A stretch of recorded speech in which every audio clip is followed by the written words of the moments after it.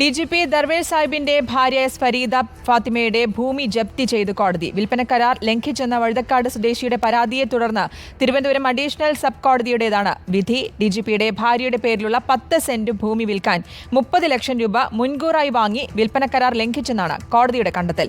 അതേസമയം കരാർ ലംഘിച്ചിട്ടില്ലെന്നും തനിക്കാണ് നഷ്ടമുണ്ടായതെന്നും DGP ദർവേഷ് സാഹിബ് പറഞ്ഞു. പേരൂർക്കട വില്ലേജ് ബ്ലോക്ക് 23-ൽ റിസർവേ നമ്പർ 14/3 എന്ന ഫരീദ ഫാത്തിമയുടെ പേരിലുള്ള വസ്തു വഴുതക്കാട് സ്വദേശി ഉമർ ഷെരീഫുമായി വിൽപ്പന കരാർ എഴുതിയിരുന്നു. 74 ലക്ഷം രൂപയ്ക്ക് കരാറിലേർപ്പെടുകയും 30 ലക്ഷം രൂപ DGPയുടെ ഭാര്യ അഡ്വാൻസായി വാങ്ങുകയും ചെയ്തു. എന്നാൽ ഫരീദ ഫാത്തിമ കരാർ ലംഘിച്ചെന്നായിരുന്നു പരാതി. ഭൂമി മറ്റൊരു ബാങ്കിൽ പണയപ്പെടുത്തി 26 ലക്ഷം രൂപ വാങ്ങിയെന്നും പരാതിയിലുണ്ട്. ചിലവും പലിശയുമടക്കം 33 ലക്ഷം രൂപ ആവശ്യപ്പെട്ടാണ് ഉമർ ഷെരീഫ് കോടതിയെ സമീപിച്ചത്.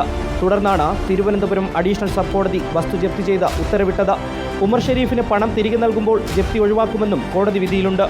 അതേസമയം ഭൂമി ഇടപാടിൽ ഒരു കരാർ ലംഘനവും നടന്നിട്ടില്ലെന്നാണ് DGP ദർവേഷ് സാഹിബ് അറിയിച്ചത്. കൃത്യമായ കരാറോടെയാണ് ഭൂമി വിൽപ്പനയിൽ ഏർപ്പെട്ടത്. അഡ്വാൻസ് പണം തന്ന ശേഷം കരാറുകാരൻ ഭൂമിയിൽ മതിൽ കെട്ടി 3 മാസം കഴിഞ്ഞിട്ടും ബാക്കി പണം നൽകാതെ അഡ്വാൻസ് തിരികെ ചോദിച്ചു. ഭൂമി മറ്റാർക്കെങ്കിലും വിറ്റ് പണം നൽകാമെന്ന് അറിയിച്ചിരുന്നുവെന്നും ഭൂമിക്ക് വായ്പ ഉണ്ടായിരുന്ന കാര്യം മുൻകൂട്ടി പറഞ്ഞിരുന്നുവെന്നുമാണ് DGP പറഞ്ഞത്. റിപ്പോർട്ടർ, തിരുവനന്തപുരം.